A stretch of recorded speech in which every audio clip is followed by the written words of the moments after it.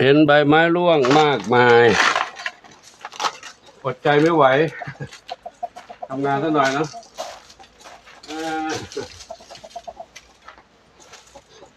ก็เดี๋ยวจะเป่าใบไม้ตรงนี้นะจะใช้เครื่องเป่าเครื่องมันจะเสียงดังกลัวว่าจะไม่ได้ยินจะคุยก่อนเหมือนกันคุยก่อนนะคุยก่อนน้องเหมียวอยู่ตรงนี้วันนี้หลวงปู่ไปภารกิจแล้วเนาะตั้งแต่เช้า8:30ออกไปมาบิณฑบาตกลับมาเอาอาหารให้ไม่เสร็จแล้วก็ได้รับโทรศัพท์ด่วนก็รถมารับรถจักรยานมารับก็ออกไปเลยไม่ทันได้ไปรู้ล่วงหน้านะก็กลับมาไม่ตอนบ่ายแล้วกลับมาก็พาไปดูน้องเหมียวพี่ไปดูแล้วเนาะเขาหลับไปอยู่เห็นใบไม้ร่วงมันร่วงเยอะแล้วก็ยังพอมีกำลังอยู่จะทำสักหน่อยเนาะถ้าไม่ทำมันจะลกมากเลยเดี๋ยวมันลงมาอีกแต่ทำมันก็ยังเบาตัวนี้ยังเบาลงไปถ้าลงมาอีกก็ไม่เป็นไรก็อยู่เท่าเดิมแต่ถ้าเราไม่ทำลงมาอีกมันจะมากกว่าเดิมซ้อนกันมากกว่าเดิมใช้คุณเป่าแล้วก็ขออนุโมทนากับทุกท่านที่ได้รับชมรับทราบเรื่องราวต่างๆในคลิปที่หลวงปู่ได้ถ่ายให้ดูอาจจะมีน้อยไปบ้างได้ดูน้อยไปบ้างก็ไม่เป็นไรนะงานกิจกรรมอื่นๆที่ไปงานมาก็บางทีมันถ่ายไม่ได้อย่างวันนี้ก็มีเสียงเพลงเหมือนกันถ้าเป็นเพลงที่เขาเล่นสดๆนี่ไม่เป็นไรแต่ถ้าเพลงที่เขาเปิดในแฟลชได้แล้วเปิดในแผ่นในที่เขาทำจำหน่ายนะอันนั้นมีลิขสิทธิ์ก็จะไม่ได้ถ่ายออกไม่ได้นะแล้วก็เดี๋ยวอนุโมทนาบุญด้วยกันบุญใดที่หลวงปู่ได้ปฏิบัติอยู่นี่ก็ส่งผลถึงยังทุกคนทุกท่านที่ได้ร่วมอนุโมทนาบุญกับหลวงปู่ในทุกคลิปนี้นะขออนุโมทนาสาธุอายุวันโนทุกขังพระลังเดี๋ยวสตาร์ทเครื่องแล้วเดี๋ยวจะดังแล้วเหมียวอยู่ตรงนี้นอนเดี๋ยวแล้ว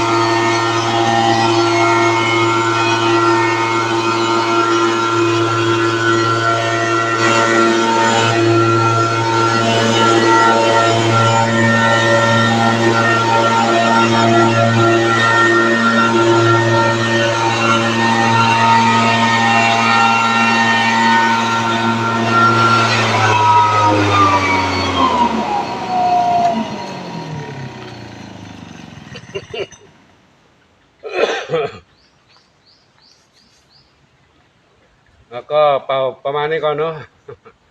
ประมาณนี้ก่อนบริเวณนี้ถ้าเราไม่เป่า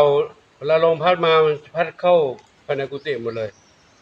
ก็ไปสมรวมกันอยู่ในกุฏินั้นไม่ได้หรอกตอนนี้ต้องก็เป่า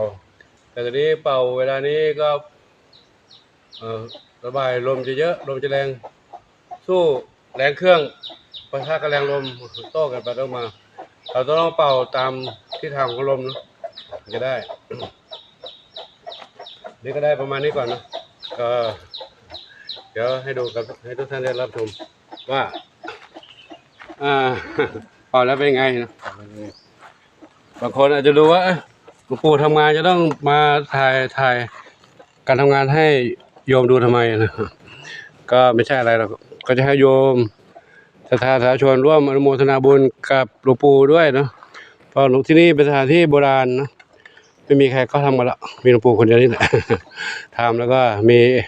สาธุชนที่ได้รับชมนี้ร่วมอนุโมทนาบุญด้วยการอนุโมทนาบุญในการที่เห็นผู้อื่นทำความดีนั้นอันนี้ส่งผลบุญนั้นก็จะได้รับเช่นเดียวกันนะก็จะได้เช่นเดียวกันครับดังนั้นการที่เราเห็นผู้ใดทำความดีสร้างสิ่งที่ดีๆให้กับพื้นแผ่นดินไทยให้กับประวัติพุทธศาสนาให้กับสังคมให้กับชุมชนให้กับชาติศาสนาพระมหากษัตริย์สิ่งนั้นสร้างแล้วดีเกิดประโยชน์เราก็ร่วมอนุโมทนาบุญกับเขาด้วยถึงแม้ว่าเราไม่ได้มีโอกาสได้ไปทำไปร่วมกับเขาในการลงไม้ลงมือทำตรงนั้นแต่เราร่วมอนุโมทนาบุญยกมือสาธุสาธุดีแล้วนะสาธุไปว่าดีแล้วนะทีนั้นเราก็ใจเราเห็นดีด้วยใจเราร่วมอนุโมทนาบุญด้วยก็ได้บุญด้วยเช่นกันนะฉะนั้นที่หลวงปู่ทายการทุกคนทุกท่านได้รับชมนี้ก็เพื่อให้สาธุชนทุกคนทุกท่านได้ร่วมอนุโมทนาบุญกับหลวงปู่ว่าสถานที่อย่างนี้เป็นสถานที่โบราณเก่าแก่เนาะควรค่าแก่การอนุรักษ์เราไม่มีโอกาสได้เข้ามาอนุรักษ์ไม่มีโอกาสได้เข้ามาเป่าประกวาดเก็บกวาดที่นี่แต่เราร่วมอนุโมทนาบุญกับหลวงปู่ที่หลวงปู่ทำอยู่นี้ก็ได้รับอานิสงส์บุญด้วยเช่นกันครับก็สำหรับที่นี้ก็ขออนุโมทนากับทุกท่านที่ได้รับชมและร่วมอนุโมทนาบุญกับหลวงปู่เนาะเป่าแล้วเป็นไงก็ดูแล้วก็ดูสะอาดดีเนาะส่วนที่ยังไม่เป่าก็หนาเตอะอยู่ข้างๆนั่นนะครับอยู่ในริมนั้นไม่ได้เป่าเขาเป่ายังไม่เป่าไปเอาไว้ตัวนี้ก่อนเนาะจะสังเกตเห็นนี่ใบจำจุรีร่วงมาเต็มเลยตัวนี้นะร่วงมาเต็มตรงนี้เลยนี่เมื่อกี้อยู่ตรงนี้หลวงปู่เป่าลมไปตรงนั้นเป่าลมไว้ที่นั่นนะก็ตรงนี้ก็มีอีกเยอะอยู่ใต้นี้ก็เขากำลังจะร่วงอยู่อีกเนาะข้างบนนู้นก็หล่นมาประมาณร่วงมาประมาณครึ่งหนึ่งแล้วก็จะมีกิ่งไม้แห้งอยู่อีกหลายๆกิ่งน่าจะตกใส่หัวใครสักคนลงมาวันใดก็วันหนึ่งนะก็ขอให้ทุกอย่างปลอดภัยอยู่รอดปลอดภัยอย่าให้มีอันตรายกับผู้ใดเลยนะไม่ว่าทั้งผู้ที่เข้ามาในนี้น้องเหมียวน้องไก่ที่อยู่ที่นี้นะก็ขออยู่รอดปลอดภัยขออนุโมทนาสาธุอายุวันโนสุขังพระลังอันนี้เป่าแล้วนะเรียบร้อยที่เขาร่วมมาอีกก็ไม่เป็นไรหรอกเขาก็เป่าอีกเขามีงานให้เราทำก็ดีแล้วดีกว่าว่างงานขออนุโมทนาสาธุนะขอยุติไว้ที่นี้กันนะพบกันใหม่คลิปต่อไปโชคดีมีสุขสาธุ